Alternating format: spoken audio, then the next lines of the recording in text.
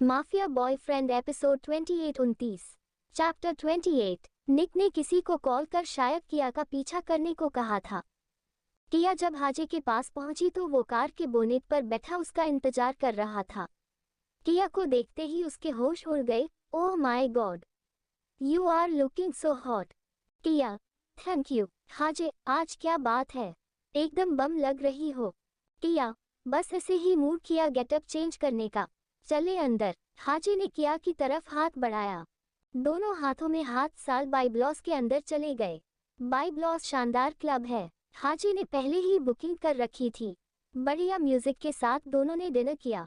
Dinner के बाद किया ने वाइन मंगवाने को कहा। तुम तो पीती नहीं हो, हाजे ने कहा। किया, हाँ लेकिन आज मन है। हाजे, क्यों, कोई बात है? किया, नहीं बस यूं ही। उद्धरण चिन्ह। हाजे ने वाइन का ऑर्डर किया। पहला गिलास लेते ही किया की आवाज बदली, दूसरे में बार बार हंसने लगी, तीसरे में वो डांस फ्लोर पर जाके उछल कूद करने लगी। हाजे ने उसे वहां से वापस लाने के लिए खींच रहा था और वो वापस नहीं आ रही थी। थककर हाजे ने उसे छोड़ दिया और वापस टेबल पर बैठ गया। किया का जब उछल कूद कर मन भर गया तो लड़खड़ाती हुई वापस आ गई। चलो थोड़ा खुले में चलते हैं। हाजे उसे पकड़कर वहां से ले गया। हाजे ने किया को बड़ी मुश्किल से कार में बैठाया। किया बराबर बड़बड़ कर रही थी, समझता क्या है खुद को, साला खड़ूस अकड़ू कहीं का, मेरा बॉस है तो कुछ भी करेगा क्या। हाजे सोच रहा था कि शायद निक ने किया से कुछ कहा है जिससे उसका मूड खराब है। किया, रात काफी हो गई है, अब बताओ मैं तुम्हें कहाँ ले चलूं, तुम्हारे घर छोड़ दूं? हाजे ने कार स्टार्ट कर कहा। मेरा कोई घर नहीं है, मैं उसके यहाँ नहीं जाऊंगी, तुम अपने घर ले चलो। ठीक है। हाजे ने कार की स्पीड बढ़ा दी। थोड़ी देर में हाजे अपने घर के बाहर था।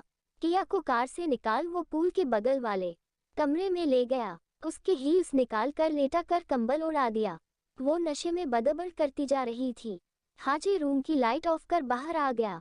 हाजे जाकर अपना गिटार उठा लाया और पूल के पास बैठकर गिटार बजाने लगा। कोई 20 मिनट बीते होंगे तभी किसी ने डोरबेल बजाई। हाजे ने जाकर दरवाजा खोला तो सामने निक खड़ा था। ओलिव ग्रीन कलर के लॉन कोट में उसकी पर्सनैलिटी काफी अलग और अच्छी लग रही थी। किया कहाँ है, ये कह निक हाजे को धक्का देकर अंदर आ गया। तुमसे मतलब, और तुम यहाँ क्यों आए हो? पहले तो उसके साथ बदतमीजी की और अब उसे ढूंढने आए हो। ये दूसरी बार है जब वो तुम्हारे फिजूल के एटीट्यूड की वजह से हट हुई है। हाजे सामने आकर बोला। निक, तुम्हारा भी इससे कोई लेना देना नहीं है, वो मेरी सेक्रेटरी है, मेरे यहाँ रहती है, मैं जो चाहे करूँ। हाजे, ठीक है, पर मेरे यहाँ तुम्हारी सेक्रेटरी नहीं बल्कि मेरी दोस्त है, और उसे तुम यहाँ से बिना उसकी मर्जी के नहीं ले जा सकते। निक, मैं यहाँ अपनी सेक्रेटरी नहीं अपनी गर्लफ्रेंड को लेने आया हूँ जो नशे में किसी अनजान आदमी के साथ चली गई क्योंकि वो मुझसे नाराज थी। अब हटो मेरे रास्ते से और बताओ कहाँ है वो। निक की ये बात सुन हाजे के चेहरे का रंग उड़ गया। उसने फिर निक को नहीं रोका, पूल साइड के रूम में है। निक अंदर जाकर किया को उठा लाया। किया नशे में बेहोश थी। निक उसे हाथों में उठाए हाजे के पास आया और बोला, दोबारा इसके आसपास भी नजर मत आना। हाजे, किया खुद आएगी मेरे पास। हाजे पूरे कॉन्फिडेंस से बोला। निक, वो मैं नहीं होने दूंगा। ये कह निक बाहर निकल गया। हाजे ने उसके जाते ही गिटार टेबल पर मार के तोड़ दिया। सुबह किया की आंख खुली तो वो अपने कमरे में थी। पहले तो उसे कुछ याद नहीं आया, पर जब उसने खुद को रात वाली ड्रेस में देखा तो उसे याद आ गया। पर वो हाजे के यहाँ थी, फिर यहाँ कैसे आई? वो हाजे से कॉल कर पूछना चाहती थी पर ऑफिस का टाइम हो रहा था, इसलिए वो तैयार होने में लग गई। कल क्रिसमस की छुट्टी रहेगी तो आज जाना जरूरी था। किया अब पहले जैसी आलसी और लापरवाह नहीं रही थी। वो अब अपनी हर जिम्मेदारी को पूरा करना चाहती थी।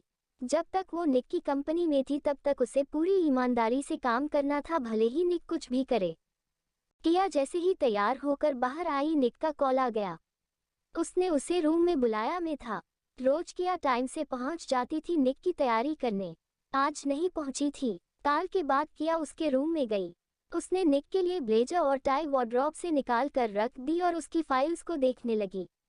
ब्लेजर पहनकर निक ने टाई उठाए और किया से बोला, इसे कनॉट नहीं करोगी? किया, अब से ये काम आप खुद करिए। इतना भी दूसरों पर डिपेंड नहीं होना चाहिए। ये कह किया ने फाइल्स उठा ली। निक ने कुछ नहीं कहा और टाई बैग पर फेंक दी। उसे टाई बांधना आता ही नहीं था, इसलिए आज वो बिना टाई ही ऑफिस के लिए निकल गया। किया उसके साथ भी नहीं गई। वो पीछे से कैब करके गई। ऑफिस में पहुंचते ही एन उसके पास आ गई।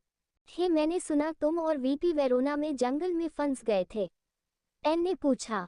किया, हाँ, वो भी इस वीपी की ही वजह से। किया गुस्से में बोली। एन, वो कैसे? किया, मीटिंग के बाद मैं तो अपने रूम में जा रही थी, शाम को वापस आ जाते।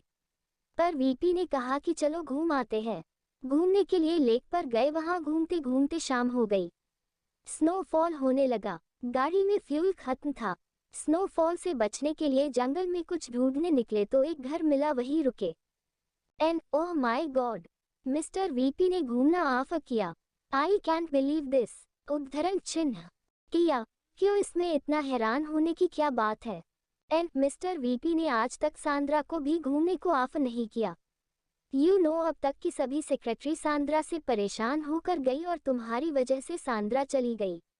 You are special for him. किया, कोई स्पेशल नहीं हूँ। वो लोग सांद्रा की गलतियां सामने नहीं ला पाई होगी। एन, उन्हें मौका दिया जाता तब ना। किया, अच्छा छोड़ो, मुझे कोई और बात पूछनी है। एन, हम पूछो। किया, आओ मेरी डेस्क पर चलो, वहाँ आराम से बात करते हैं। अब बताओ, एन बैठते हुए बोली। किया, मेरी एक फ्रेंड है इंडिया में। वो एक लड़के को पसंद करती है। कभी कभी तो ऐसा लगता है कि वो लड़का भी उसे पसंद करता है, उसकी काफी केयर करेगा। पर कभी कभी लगता है कि जैसे वो उसके लिए कोई नहीं। एन, बिल्कुल सही आदमी से पूछा है तुमने। तुम्हारी उस फ्रेंड ने क्या उस लड़की को बताया? किया, नहीं बताया तो नहीं, पर जब वो किसी दूसरे की बात करे उसके सामने तो उसे ये भी पसंद नहीं आता। वो चाहता है कि वो उससे कहे कि वो उसे पसंद करती है और वो उसे रिजेक्ट करता रहे। पर अगर वो किसी और से मिले या बात करे तो ये भी उसे पसंद नहीं आता। एन, हम समझी। एटीट्यूड प्रॉब्लम है उसमें।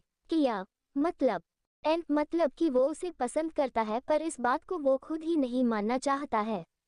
किसी और की बात करने पर उसे जलन होती है, इसलिए वो ऐसे बिहेव करता है। इसका बड़ा सिंपल सा सॉल्यूशन है। अपनी फ्रेंड को बोलो कि वो उसे जितना हो सके उतना जेलस फील कराए, या तो वो एक्सेप्ट ही कर लेगा या फिर दूर ही हो जाएगा।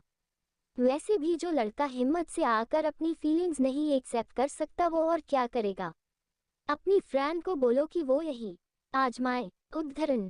किया, हम बात तो ठीक है, दूसरों के साथ देख या यूं एक्सेप्ट ही करेगा या फिर पता ही चल जाएगा कि वो उसे पसंद करता भी है या नहीं।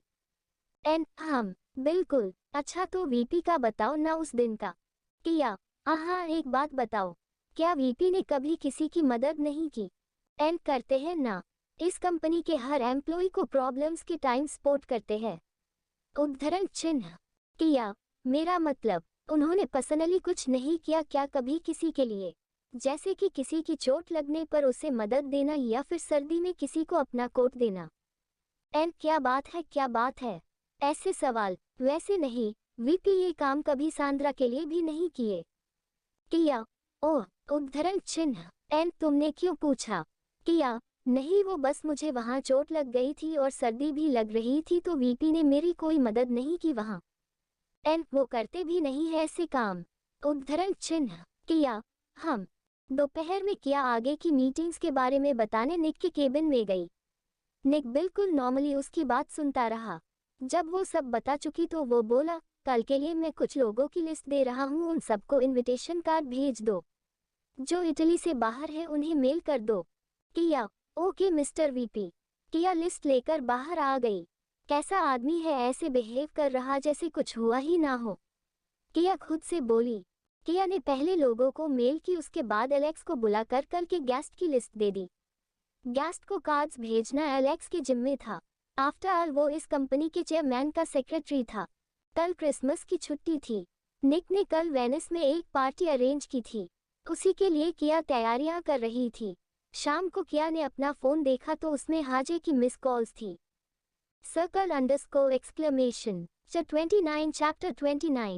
चैप्टर 29। शाम को किया ने अपना फोन देखा तो उसमें हाजे की मिस कॉल्स थी। किया ने उसे कॉल किया, क्या हुआ इतनी सारी कॉल्स? हाजे, मुझे लगा वो निक ने तुम्हें परेशान ना किया हो। किया? नहीं, वैसे मैं तुमसे बात करना चाहती हूँ। शाम को मिलोगे ऑफिस के बाद? हाजे, हाँ बताओ कहाँ मिले? किया, वही जहाँ तुम्हें पहली बार देखा था। हाजे, ओके। किया ने जैसे ही कॉल कट कर सिर ऊपर उठाया, सामने निक खड़ा था। यस मिस्टर वीपी, कोई काम आपको? किया अपनी चेयर से खड़ी होकर बोली। निक, हम बोर्ड रूम में आओ। किया निक के पीछे पीछे बोर्ड रूम में चली गई। कल वेनिस में निक के होटल की ओपनिंग सेरेमनी थी। उसी के लिए बोर्ड मीटिंग बुलाई गई थी। वेनिस में अब तक का सबसे शानदार होटल शुरू किया जा रहा था। मीटिंग के बाद किया एलेक्स के पास गई। उसे अपने पापा के बारे में एलेक्स से कुछ जानना था। मुझे तुमसे कुछ पूछना है, किया एलेक्स के पास जाकर बोली। एलेक्स, हम पूछो। किया, मेरे पापा ने निक कॉर्पोरेशन से कितना कर्जा लिया था? एलेक्स, अचानक ये सवाल क्यों? किया, मैं जानना चाहती हूँ कि आखिर मुझे कितना कर्ज है चुकाने के लिए। एलेक्स, ये तुम चेयरमैन से पूछो, वो मुझसे बेटर बता सकते हैं। किया, ठीक है फिर मैं उन्हीं से पूछूंगी, कह किया जाने लगी। रुको, एलेक्स ने पीछे से आवाज दी। किया, हम बोलो। उद्धरण चिन्ह। एलेक्स, आजकल तुम काफी बदल गई हो। किया, हम। किया ने हाँ में सिर हिलाया। एलेक्स, ऐसा क्यों? किया, टाइम के साथ चेंजेस आते ही है। और फिर पहले मेरे ऊपर कोई जिम्मेदारी नहीं थी, अब मेरे ऊपर काफी जिम्मेदारी है। एलेक्स, हम। किया, चलो अब मैं जा रही हूँ वापस काम पर। शाम को निक ने किया को चलने को बोला तो उसने मना कर दिया। वो हाजी से मिलने चली गई। हाजी चर्च के बाहर ही उसका इंतजार कर रहा था। हाय सिली गर्ल, हाजी उसे देख चिल्लाया। कभी तो मेरा नाम ले लिया करो। किया ने अपना पस उसकी पीठ पर मारा। हाजी, क्या करूँ, आदत हो गई है। किया, अच्छा मुझे कल का बताओ। हाजी, तुम्हें कुछ याद नहीं? किया, मुझे तुम्हारे घर जाने तक का याद है, उसके बाद का नहीं। सुबह मेरी आंख खुली तो मैं अपने कमरे में थी। हुआ क्या था कल? हाजी, मेरे घर पहुंचने के बाद तुम सो गई। उसके कोई आधा घंटे बाद निक अपने आदमियों के साथ वहां पहुंच गया। वो तुम्हें वहां से ले गया। किया, ऐसे कैसे वो मुझे ले जा सकता है? तुमने उसे रोका नहीं? हाजी, मैंने रोका तो वो बोला कि तुम उसकी सेक्रेटरी हो, उसके घर में रहती हो, तुम मेरे यहाँ नहीं रह सकती। मैंने उसे कहा कि यहाँ उसकी सेक्रेटरी नहीं बल्कि मेरी दोस्त है। तो वो बोला कि वो भी अपनी गर्लफ्रेंड को लेने आया है जो नशे में किसी अजनबी के साथ चली गई क्योंकि वो उससे नाराज थी। किया, वो ऐसा बोला? किया हैरान थी। हाजी, उसने जो कुछ कहा वो सच है ना? हाजी गंभीर था। किया, तुम्हें क्या लगता है वो मेरा बॉयफ्रेंड हुआ? उद्धरण चिन्ह। हाजी, फिर उसने ऐसा क्यों बोला? किया, ताकि तुम उसे रोको ना। वो एक नंबर का कमीना आदमी है, अपनी बात मनवाने के लिए कुछ भी कर सकता है। उसने कहा और तुमने मान लिया, तो वो सब झूठ बोल रहा था। हाजी खुश होकर बोला। किया, हाँ बिल्कुल, उसने वेरोना में मुझे अपन वाइफ बना लिया था, यहाँ गर्लफ्रेंड। हाजी, वेरोना में वाइफ? क्या हुआ था वहाँ? किया, आह वो छोड़ो, मुझे तुम आज ये बताओ कि वो तुमसे इतना चिढ़ता क्यों है? वो ये क्यों चाहता है कि मैं तुमसे ना मिलूं? तुम्हारा माफिया होना मुझे वजह नहीं लगती। हाजी, हम एक्चुअली निक की कंपनी ने अभी होटल और रिसोर्ट की नई चेन शुरू की है। मेरा बिजनेस इस लाइन में काफी पुराना और बड़ा है। मार्केट में निक का अगर कोई सबसे बड़ा कॉम्पिटिटर है तो वो मैं, यानी मेरे डैड का बिजनेस है। उसको लगता है कि मैं कहीं तुम्हें बहला फुसला कर उसके बिजनेस के खिलाफ इस्तेमाल ना करूं, क्योंकि तुम उसकी सेक्रेटरी हो और बहुत कुछ जानती होगी। किया, ओ तो ऐसा है, पर वो मुझे तो जानता ही है। मुझे भले ही अब काम आने लगा हो पर अभी भी मुझे इतना समझ नहीं आता कि कौन सी इन्फॉर्मेशन दूसरों को बताना गलत हो सकती है। और तुम तो बिजनेस में अभी आए भी नहीं हो, तुम ऐसा क्यों करोगे? हाजी, उसे तो लगता है ऐसा। भले ही मैंने अभी बिजनेस संभालना शुरू नहीं किया पर आखिर है तो मेरा ही ना। किया, अगर उसे ऐसा लगता है तो वो सच में बेवकूफ़ है। हाजी, नहीं किया, हर कोई अपने बिजनेस को लेके अलर्ट रहता है। बस ये तुम्हारे साथ जाति कुछ ज़्यादा करता है। हर किसी की अपनी एक पर्सनल लाइफ भी होती है और उसमें किसी को दखल नहीं देना चाहिए, पर ये तुम्हारी पर्सनल लाइफ में भी दखल देता है। तुम उसका घर छोड़ क्यों नहीं देती? हाजे की घर छोड़ने वाली बात सुन किया को एन की कही बात याद आ गई। उसे घर छोड़ने का आइडिया पसंद आया। तुम सही कह रहे हो, मैं सोचूंगी इस बारे में। उद्धरण चिन्ह। हाजे गुड, अब कहीं चलना है? किया, नहीं आज नहीं, मैं अब वापस जाऊंगी। हाजे चलो मैं छोड़ देता हूँ। हाजे ने किया को घर छोड़ दिया। दिन की टेबल पर शांति रही। दिन के बाद किया माकोज के रूम में गई। कहो किया कैसे आना हुआ, कोई काम है? माकोज ने उसे देख पूछा। किया, हाँ मुझे अपने पापा के बारे में पूछना है। माकोज, हाँ पूछो। किया, मुझे जानना है कि मेरे पापा ने आपसे कितना कर्जा लिया था, ताकि मैं जान सकूं कि मुझे कितना पैसा है चुकाने के लिए। माकोज, आई लाइक योर स्पिरिट, तुम अपने पापा का कर्जा चुकाना चाहती हो, काफी अच्छी बात है, पर सच बताऊं तो कर्जा कुमार पर नहीं बल्कि मुझ पर है। किया, मतलब? माकोज, हाँ, कुमार को मैंने कोई कर्जा नहीं दिया था बल्कि उसकी कंपनी में इन्वेस्ट किया था। हालांकि एग्रीमेंट के हिसाब से अगर कुमार की कंपनी दिवालिया हो जाती तो उसे मेरा पैसा लौटाना पड़ेगा, ऐसी नहीं कंडीशन थी। पर जब कुमार मनी लॉन्ड्रिंग में फंसा तब वो आसानी से मेरा नाम लेके बच सकता था, पर उसने ऐसा नहीं किया। तो बताओ कर्जदार कौन हुआ, कुमार या मैं? मैंने तो इन्वेस्ट किया, उसका फायदा भी मिलता, पर कुमार ने मुझे बहुत बड़े क्राइसिस से बचाया बिना किसी फायदे के। किया, फिर आपने मुझसे ऐसा क्यों कहा था कि मुझे अपने पापा का कर्जा चुकाना होगा? माकोज, दरअसल ये आइडिया मुझे एलेक्स ने दिया था। उसने मुझे बताया कि तुम कुमार के जाने के बाद बहुत दिक्कत में हो, घर भी नहीं रहा। उसने मुझे तुम्हें साथ ले चलने का बोला, पर वो जानता था कि तुम ऐसे तैयार नहीं होंगी, इसलिए उसने मुझे ये कर्जा चुकाने वाला आइडिया दिया। किया, ओह, और मैं बेवकूफ़ सोचती रही कि आप मुझे यहाँ अपना कर्जा निकलवाने के लिए लाए हैं। माकोज, हर कोई ऐसा ही सोचता, तुमने कुछ गलत नहीं सोचा। किया सोच में डूबी हुई अपने कमरे में आ गई। वो सोच रही थी कि एलेक्स और माकोज ने उस पे कितना बड़ा एहसान किया था। अगर वो उसे यहाँ नहीं लाते तो आज वो ना जाने कहाँ परेशान हो रही होती। कुछ गलत नहीं सोचा, उसने सोच लिया कि वो अब और इस घर में नहीं रहेगी।